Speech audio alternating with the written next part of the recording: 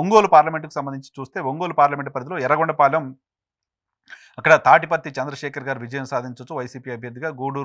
Gudur Ericsson బాబు TDP అభ్యర్థిగా ఉన్నారు. నిజానికి ఎర్రగొండపాలెం మంత్రి ఆదిమూలం సురేష్ గారి నియోజకవర్గం. గడిచిన ఎన్నికల్లో ఆయన అక్కడి నుంచి విజయం సాధించి ప్రస్తుతం రాష్ట్ర కేబినెట్లో మంత్రిగా ఉన్నారు. బట్ ఆయన అక్కడి నుంచి మార్చారు, కొండపికి మార్చారు. సో ఇక్కడ కొత్త అభ్యర్థి కొండపి అసెంబ్లీ నియోజకవర్గానికి సంబంధించిన తాటిపత్తి చంద్రశేఖర్ని వైసీపీ ఎర్రగొండపాలెంకి తీసుకొచ్చింది. ఎర్రగొండపాలెంలో ఆయన విజయం సాధించబోతున్నారు అనేది రేస్ సంస్థ చెప్తోంది. ఇక దర్శిలో వైసీపీ అభ్యర్థి బుచ్చేపల్లి శివప్రసాద్ రెడ్డి విజయం సాధించబోతున్నారు. ఒంగోలులో వైసీపీ అభ్యర్థి బాలినేని శ్రీనివాసరెడ్డి విజయం సాధించబోతున్నారు. కొండపిలో వైసీపీ అభ్యర్థి ఆదిమూలం సురేష్ మంత్రి విజయం సాధించబోతున్నారు. మార్కాపురంలో అన్నా రాంబాబు విజయం సాధించబోతున్నారు అనేది రేస్ సంస్థ చెప్తున్నమాట. ఈ పార్లమెంటు పరిధిలోని మరొక 2 అసెంబ్లీలు ఉన్నాయి.